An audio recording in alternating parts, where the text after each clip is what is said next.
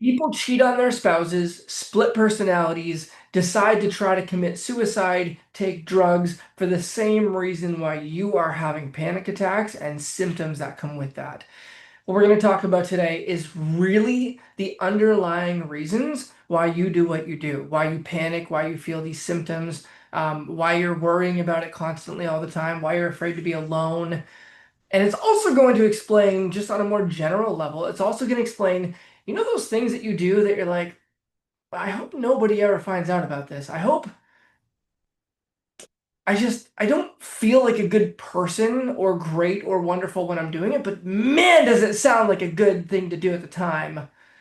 Binge eating when I'm on a diet feels like a good idea, but you're like, this is not going to be good. Or when you're like flirting with somebody behind your partner's back, it might feel fucking good at the moment, but you're like, this is not good. Or you're a really punctual person and you're going to be late for something, but you're like, no, I just got to do this thing real quick. It'll be fine. But it's not really a good idea. Whatever it might be, you're going to learn why you do things that you're like, I don't love that I do this, but it feels good in the moment when I do it. It doesn't matter if it's drugs. It doesn't matter if it's, like I said, an affair, lying to your kids, lying to your spouse. It doesn't matter if you're having panic attacks. It does not matter what you're doing, how good or bad you perceive the behavior to be. Let me tell you this. Instagram, write this in the comments right now because this is the fucking truth. People are not their behaviors. I'm going to say that again. Instagram, write this down. I'm live streaming this on Instagram. People are not their behaviors. Now, we kind of like hearing that when we're having panic attacks and symptoms because it's like, okay, well, if it's not me, okay, well, what is it? Let's figure it out.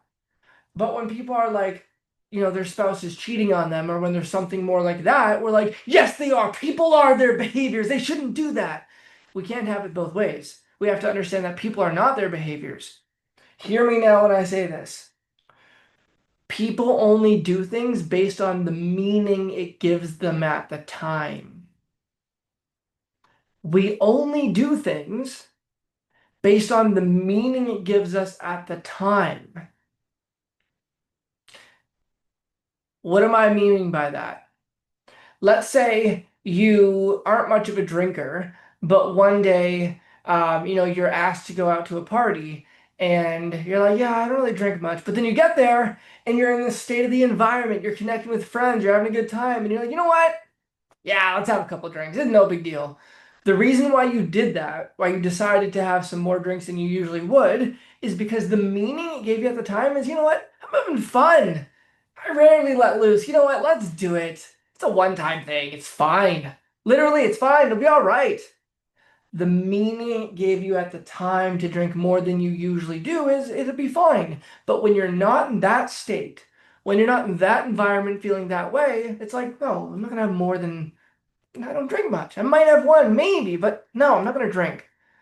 My wife and I the other day, we literally went to a place to eat with our friends, and we literally, hear me now, we literally had dinner before we went there so that we wouldn't order anything. And when we got there, what do you think we did? They're ordering something. I told my wife, I'm like, you know what? I'll just get like a little shareable nachos, a really small, just like salsa and chips. And I know that's not a big deal. That's very insignificant. It's not very consequential. But the reason I bring it up is because we still chose that we were not going to do it.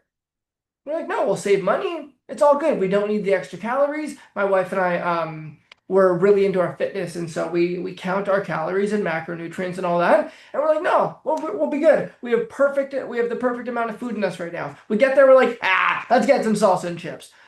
Whether this is on a small level like that where it's insignificant or a massive level like I will be loyal no matter what. I am a loyal and honest human being. And then we sneak behind our partner's back. It doesn't matter if it's as bad as that or as small as having nachos when you said you wouldn't order anything at the restaurant. Today you're going to learn why you do things that is probably not a good idea. Or in general, as I've titled this Instagram or this YouTube video, why you're actually feeling panic and why you're having a hard time getting rid of panic. That's going to be the biggest thing. So regarding that, here's what we need to understand. Every human being has the same six human needs. We all have the same needs. We have different values, different interests, different education, different rules that we were brought up with. We have different conditioning, different backgrounds, educations, religions, belief systems, but we are all hardwired with the same need structures. And so, even though we're different in so many ways, the way that we are the same is that we have the same six human needs. And before I get into what any of these are, I want you to hear me when I say this piece. Okay? We're hardwired with the same six needs. And hear me when I say they are needs. They're not desires, they're not wants. You will do whatever it takes to meet those needs, including violate what is most important to you. So if you believe that what's most important to you, for example, like I said a moment ago, is like loyalty and honesty, if going to tell your spouse or your friend the truth to you in this very moment means they're probably not going to be accepting, they're probably going to pull back their love, they're probably not going to be very accepting of you, or you're not going to feel connected with them, it's going to be very uncomfortable. If it threatens those needs, you're going to lie. You might rationalize it and say, oh, it's just a white lie. It's not that big of a deal. Doesn't matter. That's not what this isn't about judging. It's about understanding your behaviors. It's understanding why you do the things that you do.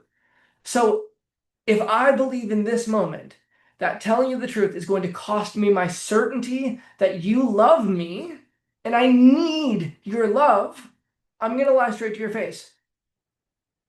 So we need to understand this at a fundamental level. We really got to get this. Okay. So going back to this, what is the first of the six human needs? The first of the six human needs is the need for certainty. Certainty that we can be comfortable, at least. Think about certainty as the need for things to feel familiar to us. So you can meet all of these six needs, by the way, in positive, neutral, or negative ways.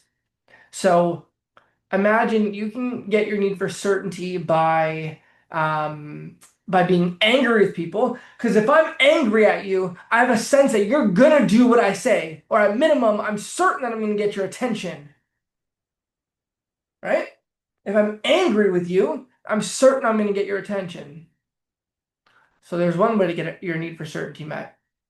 You can get your need for certainty met by having the same big ass problem all the time because you can say, you know what, it's not me. It's not that I'm not worthy of my goals and all the things that I want. It's just that I have this really big problem, right? This really big problem. That's why I can't get what I really want. I'm ADHD. I am bipolar. I have an anxiety disorder, right? That's why I can't get what I really want. But what does that do? It excuses you from facing your fears of getting what you really want. And it makes you feel comfortable by saying it's not me. I'm not the problem. It's just this thing that I have. So it brings you a sense of certainty that it's going to be okay because you don't need to go out there and take on the world to get your goals. It keeps you comfortable. Another way we can get our need for certainty met is by having a belief. This is a positive way. We have a belief that says, you know what? I have gotten through every other problem in my life in the past, clearly, because I'm standing here today. I've gotten through everything in my past. I can get through this too. So just believing, having faith that I will get through it. And everybody is born with faith. I'm not talking about religious. I'm just talking like faith that things are going to be okay. You wouldn't be able to cross the street without having faith. You wouldn't be able to get out of your bed and leave the house if you didn't have faith that when you left the house, you're going to be okay. Now, can you know factually that you're going to be okay? No, none of us know that. We can get hit by an asteroid for all we know, right? There could be someone with a gun right outside our door. Like we don't know. We can't know, but we use faith. Now, here's what's interesting about this. You and I use faith way more often than you think. But when people like myself or someone else bring it up, you're like, whatever. But yet you use faith in so many other areas of your life. You're just not consciously aware of it. But you do use faith all the time. You employ your faith, you use faith when you get off your bed in the morning and stand up to go walk. Do you know for sure that you'll be able to walk? No, you have no idea. You don't actually know. You remember that you've walked before, so you're like, okay, I can do it again. But you're really just using faith that you'll be able to do it again today, just like you did yesterday. Instagram, drop the word walk in the comments if that makes sense. That's the most basic way to look at this need. Certainty is the ability to have some sort of comfort or stability or some sort of knowingness about what is going to happen. If you and I didn't feel certain that the floor was going to hold us up right now, we would not be able to stay on this, in this conversation. I wouldn't be able to record this. You wouldn't be able to listen to me right now. There's just no way. We wouldn't be able to function. Okay? So we all need certainty. Now, question.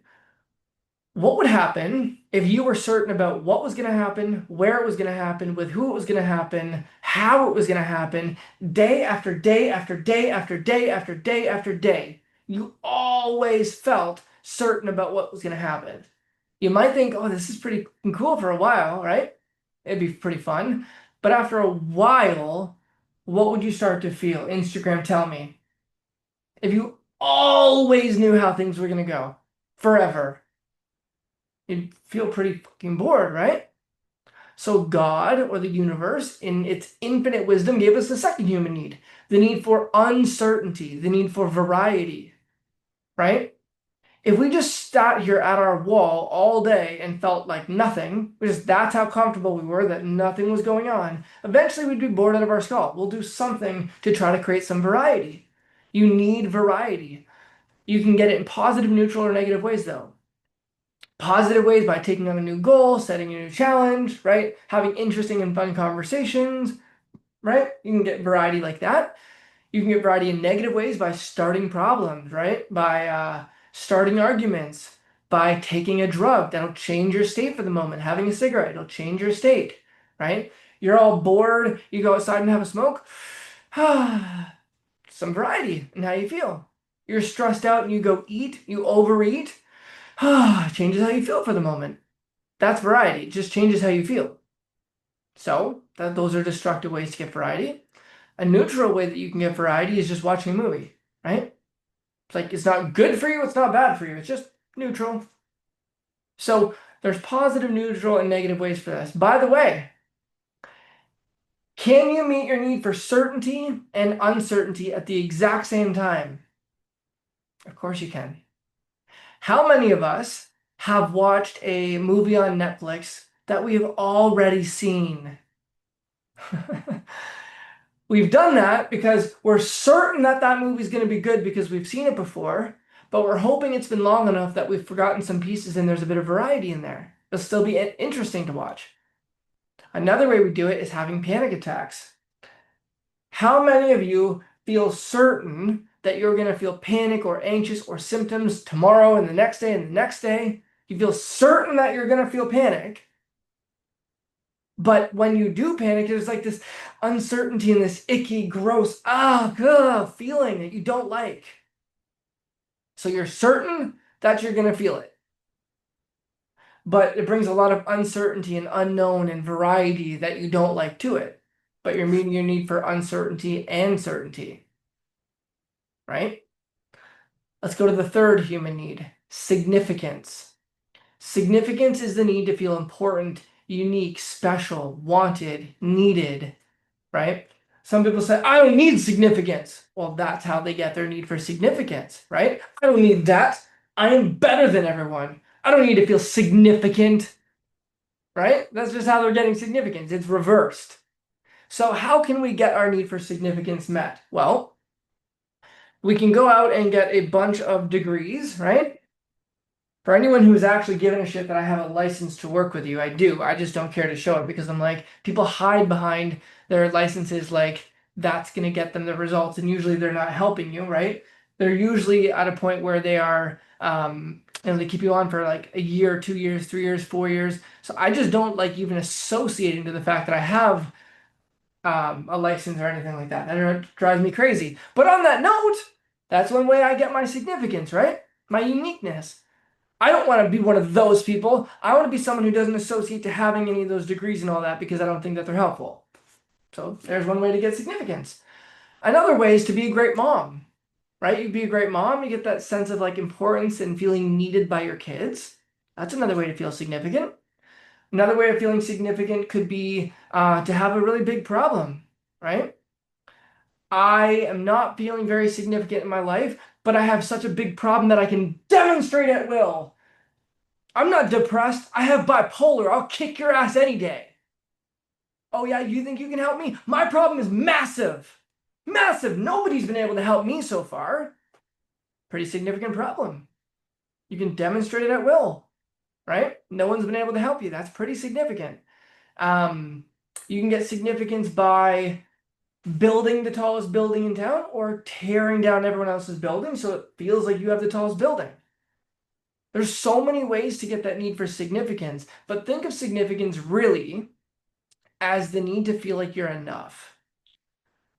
The need to feel like you're enough. Because why do we all do whatever we do to get significance? Whether it's having piercings and tattoos in places that we don't even want to describe, whether it's having a bunch of degrees and titles beside your name, whether it's having a giant problem, whether it's having all the money, all the toys, breaking through big problems, right? It doesn't matter how you get that need for significance and feeling important and unique and special.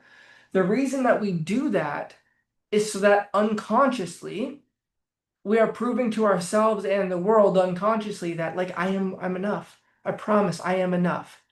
I am worthy of love because of all these things that I'm doing. Right? That's why we do it. We want to feel like we're important and enough. Every one of us as humans has the deepest fear that we are not enough. And so we all do something in order to feel like we are. By the way, you see this shirt? It's a pretty nice shirt, right? I think most people would say it's a nice shirt. What's interesting about this is I would never wear these kind of shirts before. Then my wife, we went to TJ Maxx. We're here in Florida. We went to TJ Maxx the other day, and she's like, babe, try on these shirts. And I was like, fine. So as a man, I didn't try them on, but I came back to the house and I tried them on, and they're like my favorite shirts now. So why do I keep wearing them? Because they're my favorite shirts that I own now. Why are they my favorite? Because I think that they look nice. Well, why do I want to look nice? Nice because I want the world and myself to view me as like looking really nice and maybe he's really smart and all that, right? We all have a way to feel unique, special, needed, important. It's all of us have that. Every single one of us. From what you wear to the way that you walk, the way that you talk, the degrees that you have, whether you have a giant problem that nobody can help you solve because your disorder is the worst, or whether you use religion to feel unique and important. I'm not a Christian, I'm this. I'm not a Muslim, I'm this. Or I don't need religion at all. I don't need to be like one of those people. We're all playing the exact same game, no matter how you look at it. It's just to feel like we are enough, right? So that's significant. You can do it in positive, neutral, or negative ways, just like the rest of the needs. By the way, if you didn't hear it when I said problem, panic attacks are also very, very significant. They're a massive problem, right? Before we go any further, here's what's important. Anytime you link up in your mind that by doing this, feeling this, experiencing this, spending time with this person will at least meet, pardon me, 3 of these needs, we will immediately become addicted to that thought, that feeling, that behavior, that emotion. The second you and I link up in our mind that by experiencing anything, including crazy thoughts and emotions, meet at least 3 of our needs, we are addicted.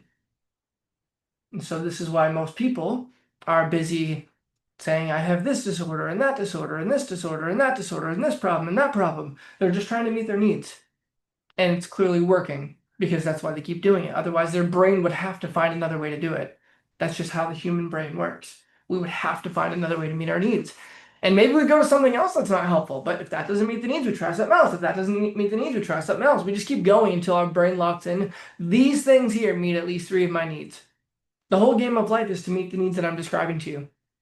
So, we have certainty, uncertainty, significance. The 4th one is the need for love and connection. That's pretty self-explanatory, but it really just means the need to feel like we belong, the need to feel connected with ourselves and other people, the need to feel loved, the need to feel part of a community, right? Think about the amount of people who are struggling with anxiety and panic attacks, and all of the communities available for them. All of the communities available. Facebook groups, paid coaching groups. There's just so many things. I'm not even going to go over them, but there's so many groups available, and most of these groups have like, especially on Facebook, have like 25,000 plus people. And if you enter one of those groups, Instagram, have you been on any of those groups? You'll know what I'm talking about here when I say this. Most of them are asking each other, what's the best medication or the best therapy or whatever, the best whatever that you've used. And most people are saying like, hey, it's going to be okay. You got this. You can get through this. I'm not even making fun. What I'm suggesting is I want you to notice that this is a group of a bunch of people who feel like they belong and people who understand them. They feel connected and they're all comforting each other. Now, don't look at this as good or bad. Think of this as at least 3 of your needs are being met. If you're in a Facebook group talking about all the problems, anxiety, panic, depression, all those things, number 1, you feel certain that you're not alone. You have a sense of certainty that you are not alone. Number 2, you have a sense of certainty that you belong. You're connected to a bunch of people just like you. Number 3, you feel important. You feel like you're a part of a group. You feel like you're a part of a group and you matter. You do belong. So there's at least already 3 needs met. Right? This is how this shit becomes an addiction. Those are the first 4 human needs. Certainty, uncertainty, significance, and love/connection. Those are the needs of the personality. You and I will do whatever it takes to meet them, including violate our own values. This is why we will do some things that later on we regret. It's because in the moment that we did them, we believed that they would meet some of these needs. Okay? That's important to understand. Now, why do we hang on to them? Because typically letting go of our behaviors and emotions that we don't like would make us need to meet the last 2, and meeting the last 2 needs is scary to most of us. The last 2 needs is the need to grow, which means by definition, we need to get outside of what we're comfortable with. By definition, right? To grow, we got to get outside of our comfort zone, way outside of it to really have growth. And secondly, the last one is for contribution beyond ourselves. Contribution beyond yourself. What that means is you're not doing anything in order to try to get something. Like, for example, if I'm going to give you this soda, here, have this pop, have this soda. That means I'm not looking for even a thank you. I'm not even looking for you to I'm not looking for you to give me a thanks or anything like that. I want to give you this because I believe that you would like it. That's it. I want to do that for you. How you react has nothing to do with what I wanted. I just wanted to do this. I wanted to contribute to your day. And if you react mad, if you react fine, it doesn't matter. I feel like I contributed to you. Most of us in our relationships are not contributing because we want to give. Most of us in our relationships are contributing because we're unconsciously hoping that they give back. That's why if ever like you're being loving to your spouse and then they don't like give love back to you in the way that you want it, we feel a bit pissed. We feel a bit annoyed. Like, why does he or she always do that? God damn it. Right? Most of us are not loving to love. We're trading. Unconsciously, if I give you this, they'll do this for me. That's not what relationship is. So this isn't a relationship training. This is simply to understand your needs and how you're meeting them. Most of us feel like stepping way outside of what we're comfortable with to grow and to give to people without any expectations. Most people believe that that will lead to pain, so they don't do it. So the only way that you can meet your needs without meeting those 2 is through problems. That's the only way that you can do it. So we'll talk about a couple different behaviors. Imagine if you're a guy like me, for example, who used to have a porn addiction, right? Why? And most women don't like that. Now, most guys don't even know that when we're in our teens because we fucking love it so much. Most of us, we find it when we're a teenager and we love it. because of how it makes us feel, which I'll get to in a second. But we don't know that most women hate that. That's just not something we know. But to answer the question of why do men do that? The reason why a lot of men watch porn is because, think about this, especially when you're in your young 20s, especially when you're in your young 20s, late teens, if I don't feel like I'm worthy enough for the attention of a woman that I'm attracted to, if I don't feel like I'm enough, and I don't feel like I have that stimulation and that fun energy, even if it's just chatting, if I don't feel like I have that fun energy and like flirtation and I'm not enough for that attention and that excitement in that relationship, and I'm not certain that I ever will be enough, think about this. What is one of the fastest ways to have all those first four needs met? If I watch porn, I'm certain that I'm going to feel good. There's a sense of variety and stimulation and excitement there. That's the need for uncertainty. I feel at least like I'm enough to the women in the video because they're looking up at me. And even though we know it's not real, it feels real. We perceive it as real because there's still eye contact.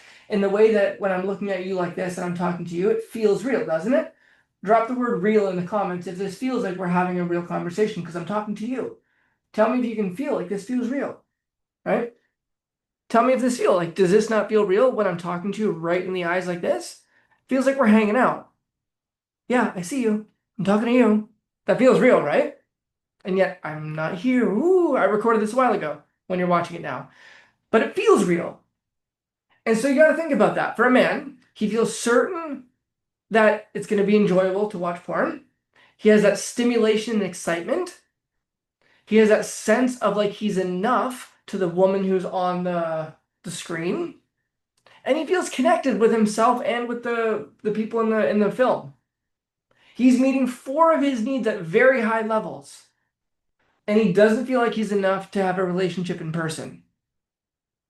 Why would he not be addicted to porn?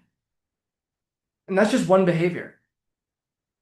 There's so many of these, so many things like this. I know a lot of women feel they have a lot of guilt around being a mom or a lot of guilt around food. Same exact needs. Same exact needs. What does binge eating in private do for you? Well, you feel certain that it's gonna be, you're gonna actually like enjoy the actual food going in for a moment. You feel certain that nobody's gonna know, so they can't judge you. So there's that certainty. There's that feeling of comfort when you do it in private. There's a feeling of variety. So you're all stressed out, you go binge eat, you can't handle all the feelings that you're feeling. Calms you down for a moment. Gives you that variety from the stressful feelings to a little bit calmer. Right? So now you have that. You also have the need for connection being met with yourself. You also feel significant because you're giving something to yourself. It's a significant problem, but you're also making yourself be enough because you don't feel like you're enough to the world. So, for the sake of time, I'm going to hurry up with this conversation. But what I do want us to understand is that when you're having panic attacks and all of these symptoms that come with it, the dizziness, the heart palpitations, any sensations within your body, tingling, anything like that, and you're like losing your fucking mind panicking, the only reason that you're panicking, and by the way, you are panicking, not panic is happening to you. You are panicking, like you're doing panic. It's not a noun. It is a verb. These feelings are not nouns. It's not a thing. It's a verb. It's an action. You're panicking because you don't feel certain. You feel scared, right? And when you panic, it makes you feel a sense of certainty. It makes you feel a sense of certainty that you're going to figure it out. It makes you feel a sense of certainty because you're not going to go out and do things where you might be alone, freak out, and nobody will be there to help you. So it makes you stay in your comfort zone. That's what panicking does. That's what anxiety does. The feeling of it. It makes you stay in your comfort zone. That's by definition certainty. So there's certainty.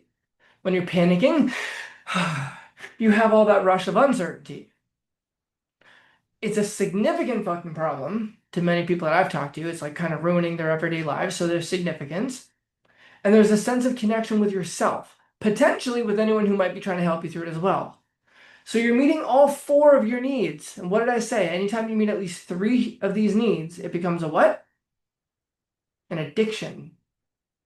It is not a mental illness. It is not a disorder. It is an addiction.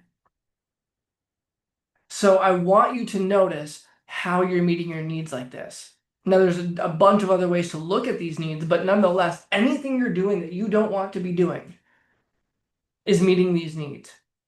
Anything that you like that you're doing and want to continue doing, and you do continue doing, is also meeting those needs. These needs are immutable laws that all humans have. And the only way that we can be truly happy and at peace is when we are growing and when we're giving, but you've got to step into your fear. That's the problem with it. We have to step into the unknown, face our deepest fears, take on that challenge, potentially face our fear of being worthless and unlovable and embarrassing ourselves and everything falling apart. But you'll grow and you'll feel very happy, very at peace, very fulfilled. But it requires stepping into the unknown. And yes, it will scare you, but that fear is very different than anxiety and panic attacks, right? So if you want to explore how you might be meeting your needs and how you can meet your needs in a better way so that panic and anxiety and symptoms and trauma and phobias and all this go away for good, and you want to just get back to feeling calm and normal like yourself, feeling safe in your body, moving on to bigger, better things so you can enjoy your life and live your best life, then I want you to drop the word relief in the comments down below this YouTube video. Or there's also a link to just schedule a call with me down there. Or if you found me on YouTube, you can go to my Instagram at tyler.charlebois and DM me the word relief there. And if I can help you, we will. And if not, I'll try to point you in the right direction.